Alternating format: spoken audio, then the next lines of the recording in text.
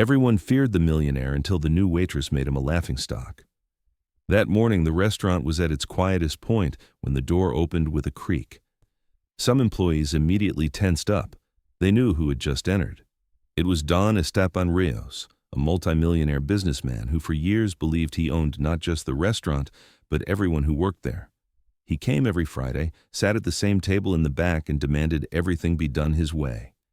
He never said please, never said thank you. If something didn't please him, he would destroy it with hurtful words and sometimes even with money. That day, however, there was something different. The restaurant owner wasn't there, and the longtime employees were busy in the kitchen. The only available waitress was a recently hired young woman named Natalia. She had been working there for only 3 weeks, and although she was respectful, she wasn't afraid to speak her mind. When she approached to take Esteban's order, he didn't even look at her. He just said disdainfully, "Bring me coffee, but don't let it taste like sock water like last time." Natalia, without losing her calm, took notes and responded serenely, "Of course, sir." Right away. Minutes later, she returned with the coffee cup. Esteban tasted it with an exaggerated expression of disgust. He grimaced and abruptly threw the cup on the table. The liquid splashed everywhere. Customers at nearby tables turned around in surprise. "This coffee is garbage," the man shouted angrily. Natalia looked directly into his eyes, not with fear, but with a mixture of disappointment and firmness.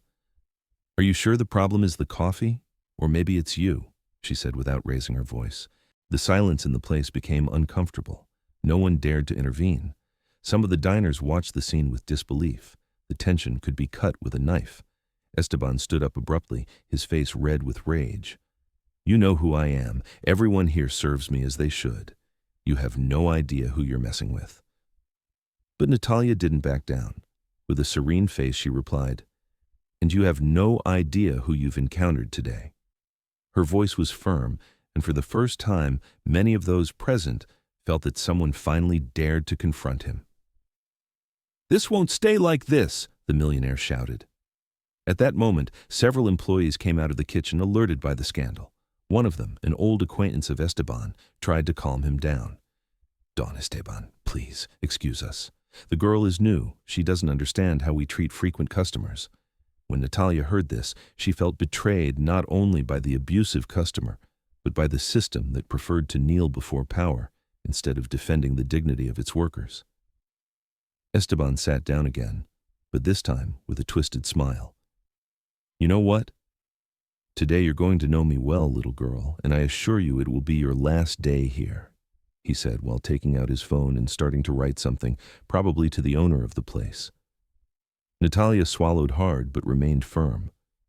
It wasn't the first time she faced someone who thought they were above others, but never in her life had she felt so many eyes on her. Some admired her silently, others just feared what would come next. A woman sitting a few tables away stood up and approached Natalia. She took her hand and said quietly, "Don't let him break you." It was about time someone put him in his place. Natalia looked at her and nodded gratefully, but just then, Esteban raised his voice again. "Someone get this insolent woman out of my sight or I'll do it myself." The scandal had already reached levels that made it impossible to ignore. Some customers began recording discreetly with their phones. Esteban stood up forcefully and with a look full of arrogance approached the counter. He hit with his fist and demanded to speak with the owner. When the duty manager explained that he wasn't there, he let out a laugh. "Then I'll call his superiors. Nobody treats me like this and keeps their job. I'll make sure this brat never serves even water again in her life." At that moment, Natalia, now with her uniform stained with coffee and eyes shining but without tears, took a deep breath and said, "If you're going to destroy me, do it face to face, but don't expect me to stay quiet." And just when it seemed everything would get out of control, a voice at the restaurant entrance stopped the chaos. The voice heard from the restaurant entrance was deep and firm. Everyone turned instantly. It was an elderly man in a light gray suit leaning on a carved wooden cane. Although he didn't have an imposing presence, his mere entrance caused some employees to straighten up immediately. "What's happening here?" he asked in a dry tone. Esteban paled for a second. That man was Don Rogelio Ferrer, the true owner of the restaurant and also Esteban's business mentor for more than 20 years. But what no one knew was that Don Rogelio had been quietly observing for weeks how Esteban behaved in his absence. Esteban tried to justify the scandal with his usual arrogant tone. "This new waitress has disrespected me. You know this place has always treated me as it should, Rogelio. I don't understand how you can allow—" But the old man interrupted him with a hand gesture. "Esteban, sit down." The tone wasn't a request, it was an order. Everyone fell into absolute silence. Natalia, still not fully understanding who that man was, stood with dignity intact but ready to receive any punishment. Don Rogelio turned to her. "Are you the new waitress?" he asked. She nodded. "Thank you for your courage. Continue at your post." That phrase, although brief, completely changed the atmosphere of the place. Esteban couldn't believe it. He stood up annoyed, pointing at Natalia. "You're going to back her up? I've invested thousands in your businesses.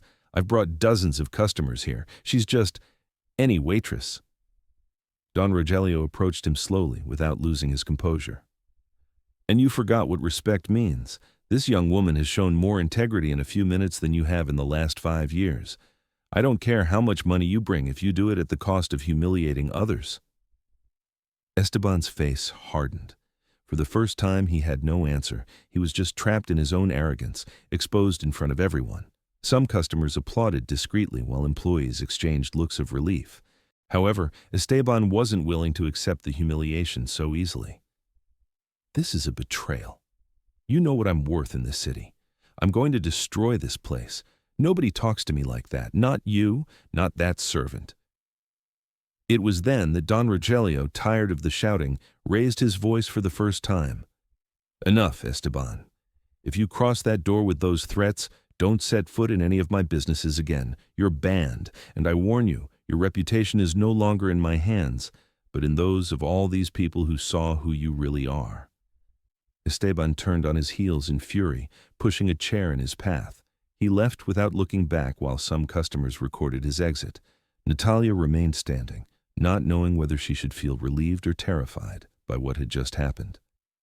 Don Rogelio approached and offered her to sit down. "I know you faced a lot today, and I know you didn't expect to end the day like this, but I promise you something. As long as I'm here, no one will raise their voice to you that way again." The words touched her soul. For the first time, she felt protected, seen, and respected. A few days passed. News of the scandal spread throughout the city. Videos circulated on social media showing the exact moment when Natalia confronted the millionaire. People from all over commented applauding her courage. The restaurant, far from losing customers, became fuller than ever. Many wanted to meet the waitress who had dared to confront the most feared man in the business sector. Some came with flowers, others with words of support. Natalia, without seeking it, became a symbol of dignity for many. A week later, Esteban tried to contact various partners to clean up his image, but none wanted to attend to him. His arrogance had closed more doors for him than any financial mistake. Instead, Natalia was offered a service coordinator position, something she never imagined. Don Rogelio explained to her that people like her deserved to grow. "This place doesn't need submission, it needs courage, and you have it." She accepted not for the position, but for the meaning behind that trust. Now, every time a customer enters through the door, they do so knowing that restaurant is no longer a place for arrogance or abuse. And although Natalia remains the same simple young woman who came looking for honest work, no one forgets the day she stood with her head held high in front of a man everyone feared. Because there are gestures that don't need to shout to change everything. You never know who's behind the mask. Appearances can deceive, but respect and dignity should always be non-negotiable.